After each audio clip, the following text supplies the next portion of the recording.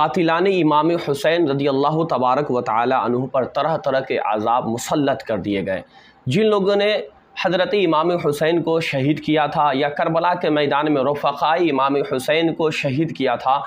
ان لوگوں پر اللہ تبارک و تعالی نے دنیا ہی میں اپنے عذاب کو مسلط کر دی۔ جو لوگ حضرت امام حسین رضی اللہ تبارک و تعالی عنہ کے مقابلے میں کربلا گئے، ان میں سے تقریباً 6000 کوفی مختار کے ہاتھوں ہلاک ہو گئے۔ اس کے علاوہ جو باقی تھے وہ طرح طرح کے عذاب میں گرفتار ہو گئے۔ کسی کے جسم کو مسخ کر دیا گیا، کسی کے چہرے کو سور کے طرح کر دیا گیا،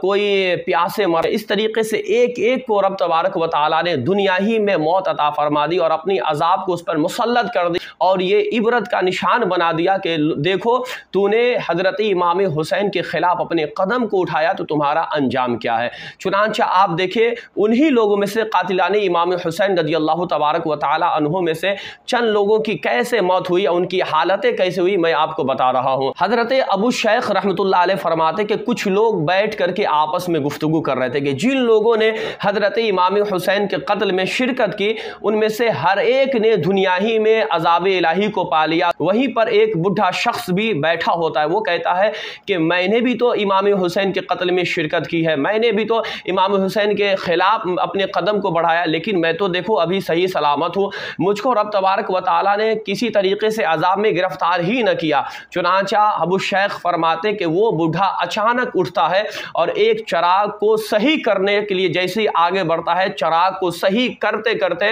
وہ اس چراغ کی آگ اس کے کپڑے میں لگ جاتی ہے اور وہ شخص اس آگ میں جلنے لگتا ہے، اور اتنا آگ میں جلنے لگتا ہے کہ وہ آگ چلاتا ہے اور لوگوں کی مدد کو بلاتا ہے، لیکن اس کی مدد نہ کی جاتی، یہاں تک کہ قریب ہی میں دریائے فرات ہوتا ہے، وہ دریائے فرات میں کود جاتا ہے اس نیت سے کہ شاید پانی کی وجہ سے اس کی آگ بجھ جائے، لیکن اس کی آگ بجھی نہیں بلکہ اور بڑھتی چلی گئی، اور وہ آگ چلاتا چلاتا اسی طریقے سے وہ دریائے فرات ہی میں اس کی موت آ گئی۔ اسی قسم کا واقعہ حضرت امام سدی فرماتے کہ واللہ میں نے اس شخص کو ایسے دیکھا جیسے کوئی کوئلہ جل رہا ہو، کوئلے کے مانند وہ جل کر کے وہ عذاب الہی میں گرفتار ہو گیا، اس طریقے سے اس کی موت ہوئی۔ اس کے علاوہ ایک اور روایت ہے، حضرت امام واقد فرماتے ہیں کہ ایک شخص جو کربلا کے واقعہ کے بعد اندھا ہو گیا، اس سے پوچھا گیا کہ تمہارے اندھا ہونے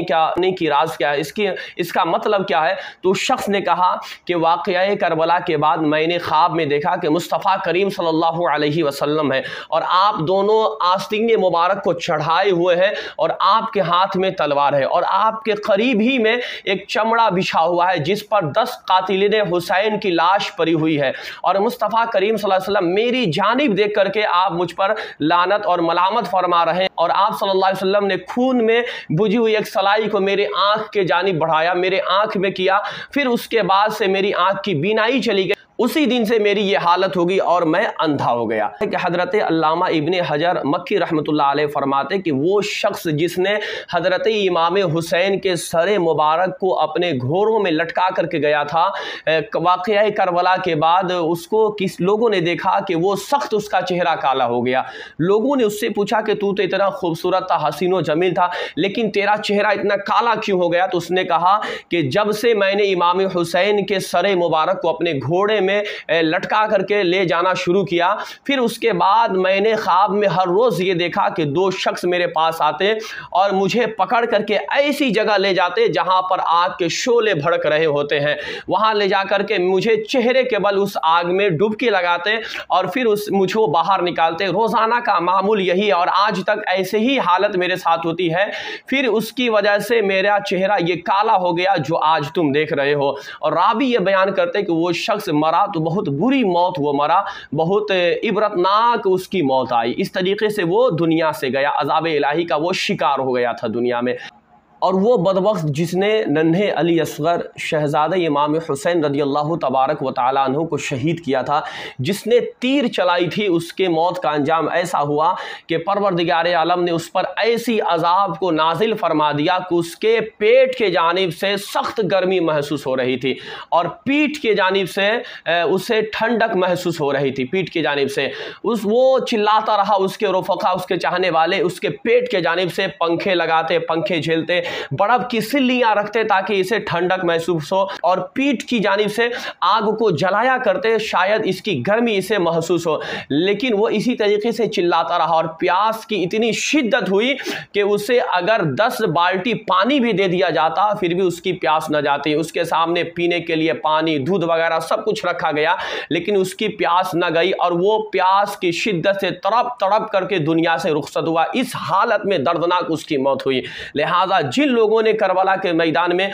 हज़रत इमाम हुसैन के ख़िलाफ़ अपने कदम को बढ़ाया या रफ़क़ाए इमाम हुसैन, शहज़ादे इमाम हुसैन को शहीद किया, परवरदिगार आलम ने हर एक को चुन चुन करके दुनिया ही में अपनी अज़ाब में गिरफ्तार कर दिया और उसे दिखा दिया कि इमाम हुसैन से मुकाबला करने और रफ़क़ाए इमाम हुसैन को शहीद करने का कितना बड़ा अंजाम है। इबरतनाक मौत अल्लाह ताला ने उससे अता फरमाई। लिहाजा कातिलान इमाम हुसैन दुनिया से जब गए तो वो रब तबारक व तआला की अज़ाब में गिरफ्तार होकर दुनिया ही से गए। इस तरीके से हज़रत इमाम हुसैन के हर एक कातिलीन को अल्लाह तबारक व तआला ने दुनिया ही में अपनी अज़ाब में गिरफ्तार फरमा दिया। परवरदिगार आलम हम तमाम को हज़रत इमाम हुसैन के इश्क में सरशार होकर के ज़िंदगी के लम्हात गुजारने और इमाम हुसैन के बताए हुए तरीक़े पर अमल करके ज़िंदगी गुजारने की तौफ़ीक़ रफ़ीक़ अता फ़रमाए। आमीन सुम्मा आमीन।